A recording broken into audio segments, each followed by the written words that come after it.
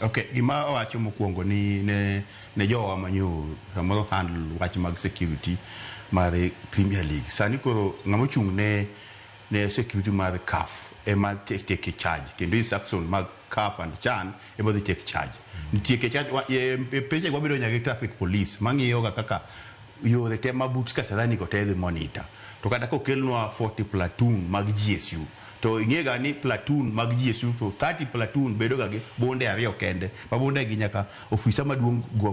gol amri koka gitiyo. Koro wach mag tiagas odembe to kang'wa ne e CHAN nikech gino skose osegweng'weche ene lwet jok molony mosebedo katime counties mapiyo piyo. Koro mana gima wacho ne jodalawa jo Kenya ni wang'eyo kaka wan,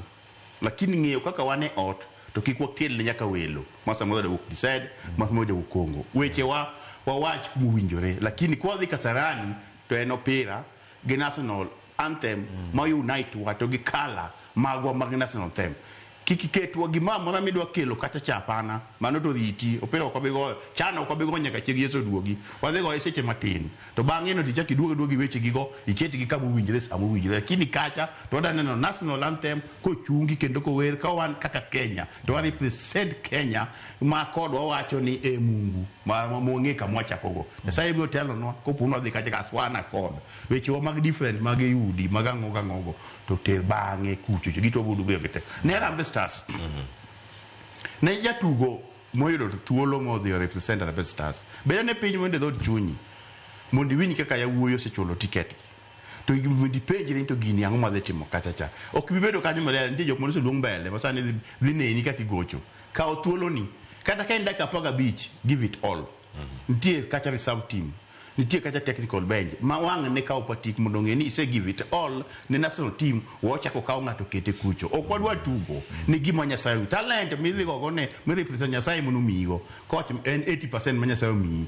coach medo ma 20%. Kawe gigi tete mondo tim gima winjore. Wadwa neno ni Kenya be obede kama timbe nitie jok manyokelo ka mana mogik wach CHAN ago ero kamano ne sirkal man sani wasebedo gi kende ka timiwa gi kelo to bedo postpone ikelo ga to bedo postpone lakini sirkal man sani omiwa avenue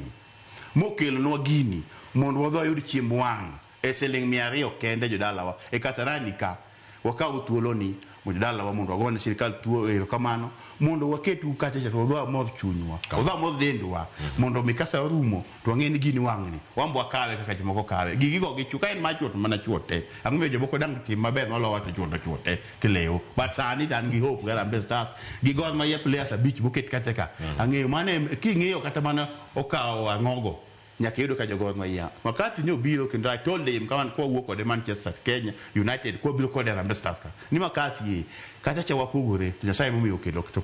kabila gi jong'wech wang'e kama wuoke jo adhula wang'e kama wuoke koro kidhi kacha to focus mari king'eyo kikidhi kawo jong'wech ke kel adhula kaka jong'wech we waringi ti kaka jadhula katiketi adhula oseketo gimodong' en ang'o kono gini